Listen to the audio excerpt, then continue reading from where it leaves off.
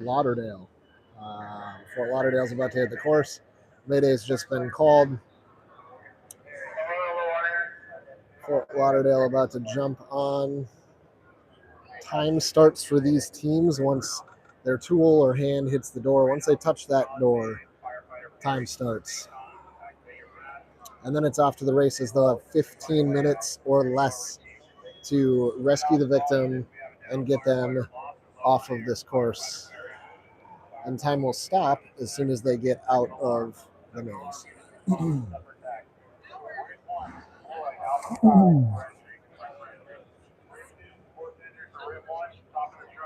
Instructions are being given by command, so it's two-person teams with an incident commander off-site. Only communicate with radio.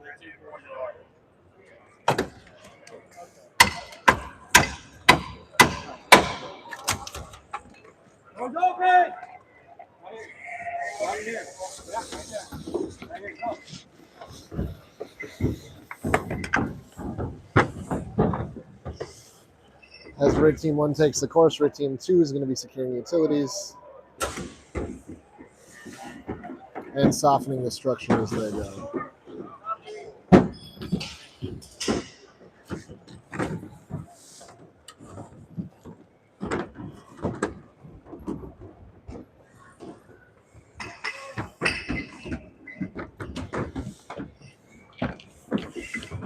Fort Lauderdale making good time here.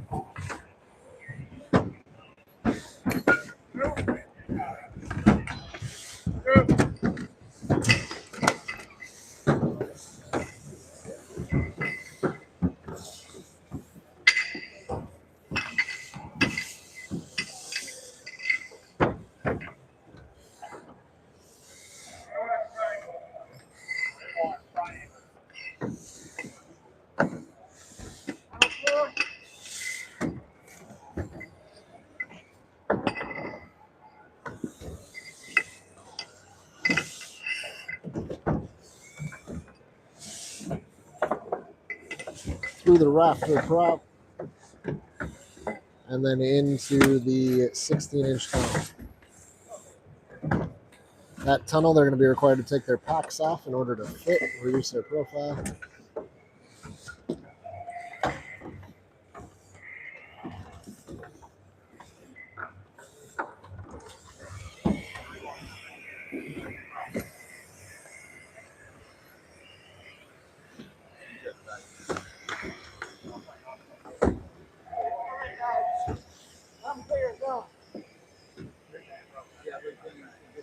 So the judges are jumping in here. The way that the dragger regulator works, there's a diaphragm on the inside.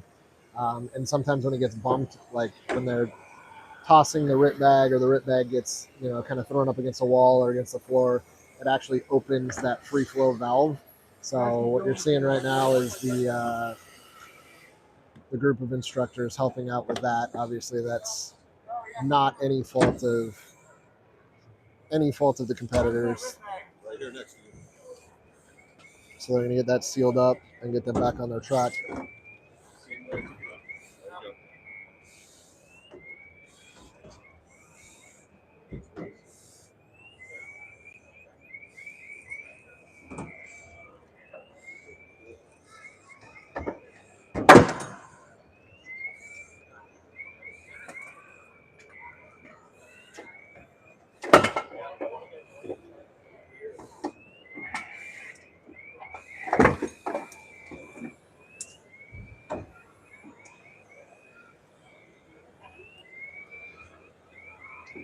So we got a gear inconsistency. There we go. Looks like he just bumped the purge valve on his regulator temporarily there.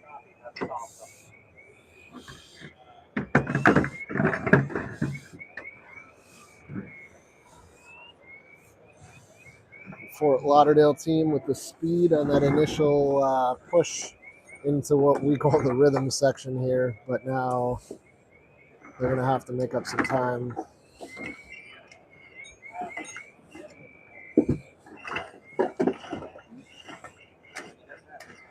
No, technically the competitors can keep moving, and the RIT pack would have rejoined them. So they were still trying to adjust their gear.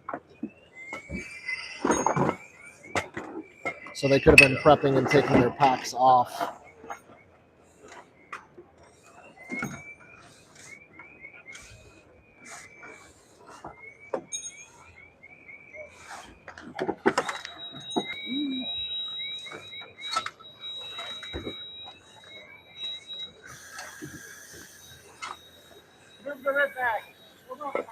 Yep, 100%. So these teams are briefed prior to, with all the rules. They have a captain's meeting where they allow questions to be asked.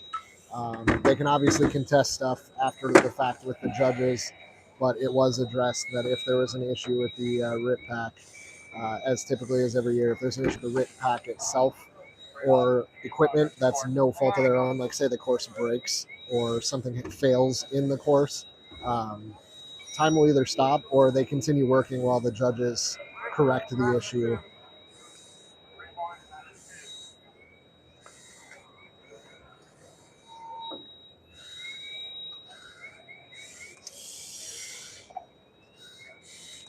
Ready.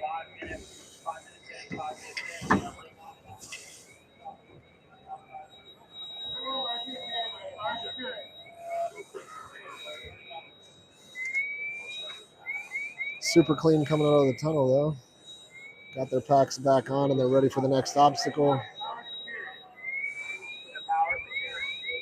Definitely a practice team here.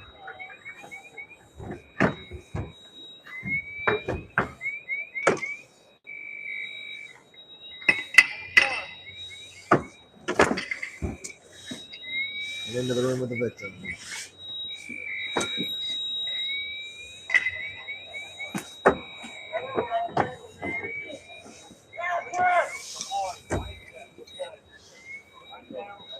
So what you heard is air check. So similarly, these guys are using BA shields, smoked out series, in order to obscure their vision and give it the premise of being in that smoked out environment while the instructors are still able to watch.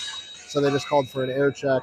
So the evaluators are able to read off in PSI how much air is left in their bottles. Number one, because it's a benchmark on the score sheet. Number two, it's good habit. And number three, it lets IC or that group supervisor know what level of readiness their crews are at and what their status is. Are you asking me or are you telling me?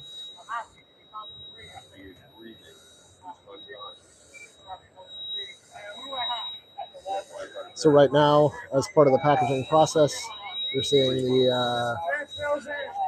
the RIT Team 1 ask the instructor, the evaluators, questions regarding the status of the firefighter. Number one, is it the correct firefighter? Number two, are they entangled?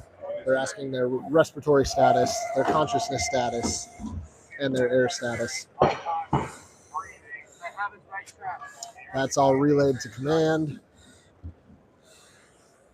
And as part of the competition, once contact is made with the firefighter and they have found him, they relay that to command, and command activates a secondary RIT team. Now, the secondary RIT team's job is to make access to where primary is, and then also to get that victim out of the structure. So while one is packaging, two is working their way to the victim, and then two will be responsible for getting that victim out.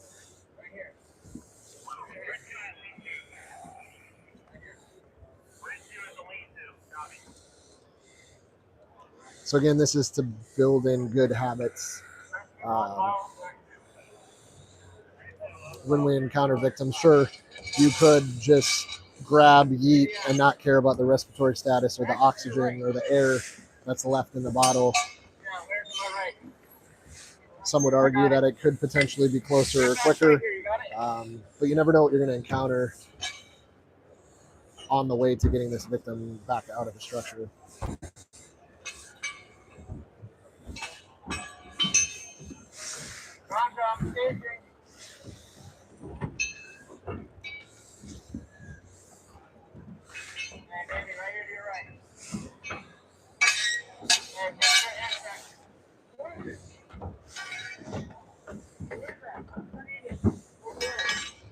All right, the two teams have now grouped. We'll get a quick handoff.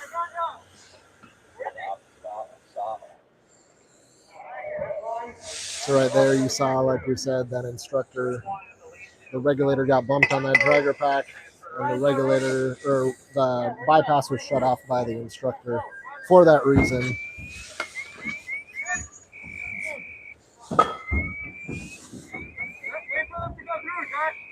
So one is bumping out of the structure now. They're going to go first.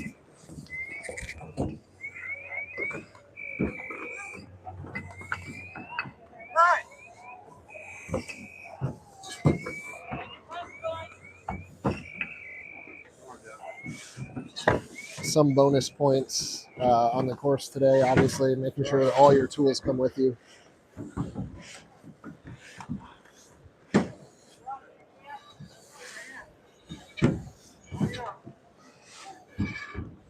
So this section that I'm standing on right now was like probably 60% of the teams last year.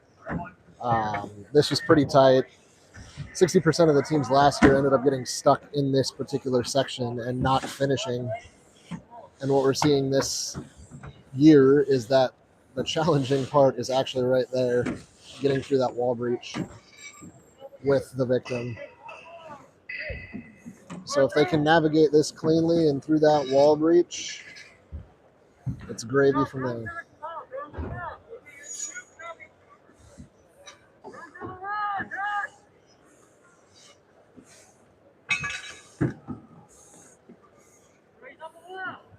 And it's easy for us from our perspective, me perched up here, to say, well, this is what should be done.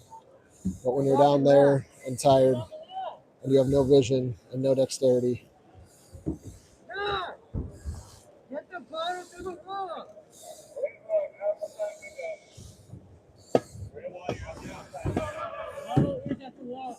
No. Through the rod, Josh. What? Get him off. All right, move around. Move straight. Okay. Are you cool or no? Yeah. Huh? Yeah. You got him or no?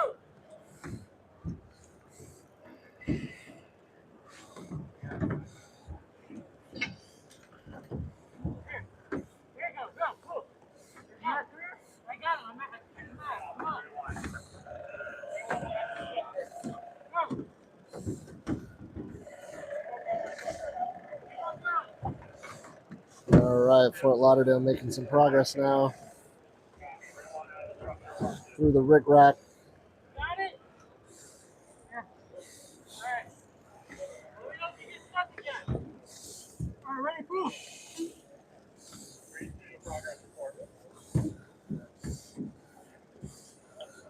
Where's the lead to? The victim. That's right. All right, you got it?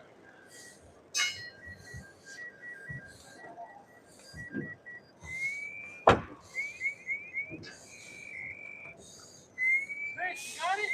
Yeah. All right, pull up. Let's go. Let's go.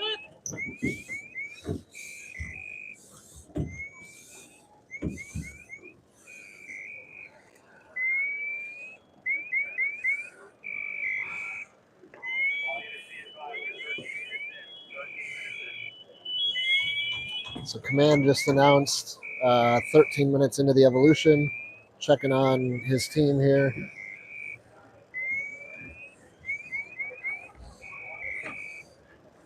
There it is.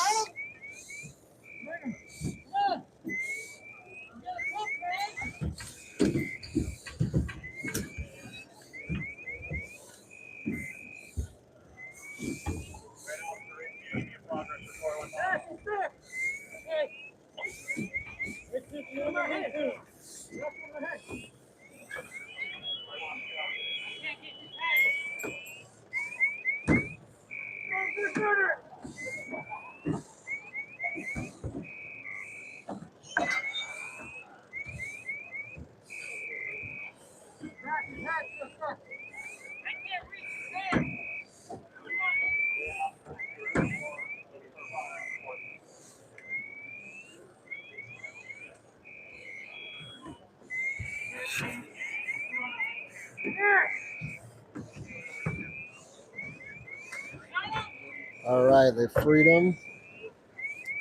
Command asking for a progress report, but these guys are just laser focused on getting these guys out.